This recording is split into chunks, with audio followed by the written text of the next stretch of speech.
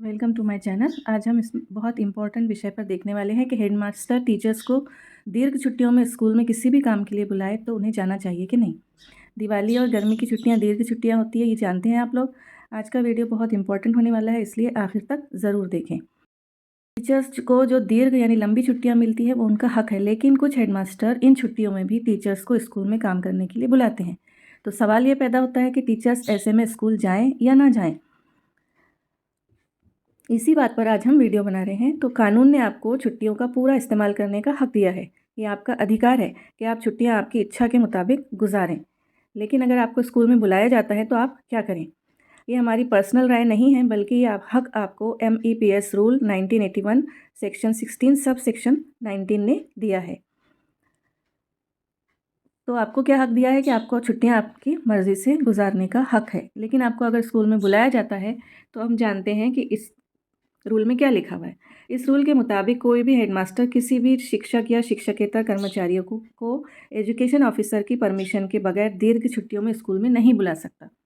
अगर किसी हेडमास्टर को असिस्टेंट हेडमास्टर या किसी और कर्मचारी को छुट्टियों में स्कूल में बुलाना है तो उन्हें शिक्षण अधिकारी की परमिशन लेना ज़रूरी है, वैसे वो उनको नहीं बुला सकते। एक और सवाल ये भी आपके जहन में आ रहा होगा कि दीर्घ छुट्टियां किन कर्मचारियों को मिलती है। दीर्घ यानी लंबी छुट्टियां, गर्मी की छुट्टी और दिवाली की छुट्टी किस किस कर्मचारी को मिलती है।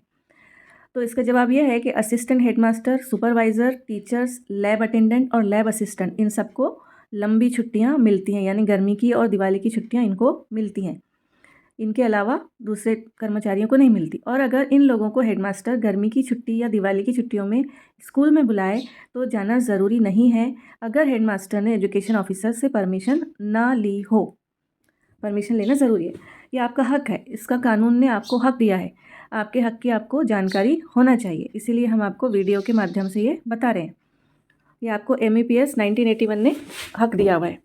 आदरणीय मुख्याध्यापक से भी एक बात कहना है कि टीचर्स तो हमेशा काम करने के लिए तैयार रहते हैं। वो दिवाली की छुट्टी में भी आते हैं, गर्मी की छुट्टियों में भी आते हैं, लेकिन उन्हें छुट्टियों में स्कूल में काम करने के लिए बुलाने से पहले EO से परमिशन ले लें, ये मुख्याध्यापक को कहना है। आप पहले MEPS rule 1981 section 16 sub section 19 इस पर अमल करें, उसके बाद ही टीचर्स को छुट्टियों में स्कूल में बुलाएं। और एक इम्पॉर्टेंट बात, अक्सर हम बहुत से लोगों से सुनते हैं कि हम तो दिवाली की छुट्टी में भी स्कूल में काम करते हैं और गर्मी की छुट्टी में भी स्कूल में रहते हैं।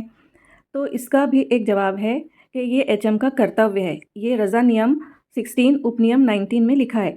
HM को ज़रूरी काम के लिए स्कूल में दीर्घ छुट्टियों में भी प्रेजेंट रहना होता है, यानी गर्मी की छुट्टियों में भी और दिवाली की छुट्टियों में भी HM को स्कूल में रहना ज़रूरी होता है, स्कूल के ज़रूरी कामों की वजह से। इसके लिए हेडमास्टर को 15 EL यानी 15 EL यानी अर्जित रजा मिलती है, और इसका रोखीकरण भी होता है, यानी हेडमास्टर को इसके रुपए भी मिलते हैं।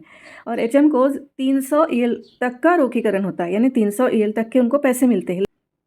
इसलिए सभी हेडमास्टर से रिक्वेस्ट है कि EO की परमिशन के बगैर टीचर को दीर्घ छुट्टियों में स्कूल में बुलाकर उनको उनके हक से महरूम ना करें। ये मेरा पर्सनल व्यू नहीं है, बल्कि कानून ने टीचर्स को ये हक दिया है। और अगर हेडमास्टर EO की परमिशन के बगैर छुट्टियों में भी स्कूल में बुलाए तो टीचर्स पर ये पाबंदी नहीं है कि उन्हें जाना ही है। अगर EO की परमिशन के बगैर बुलाया जा रहा है तो टीचर्स को ज़रूरी नहीं है कि स्कूल में जाए। ये वीडियो सभी टीचर्स को शेयर करें, चैनल को सब्सक्राइब करें।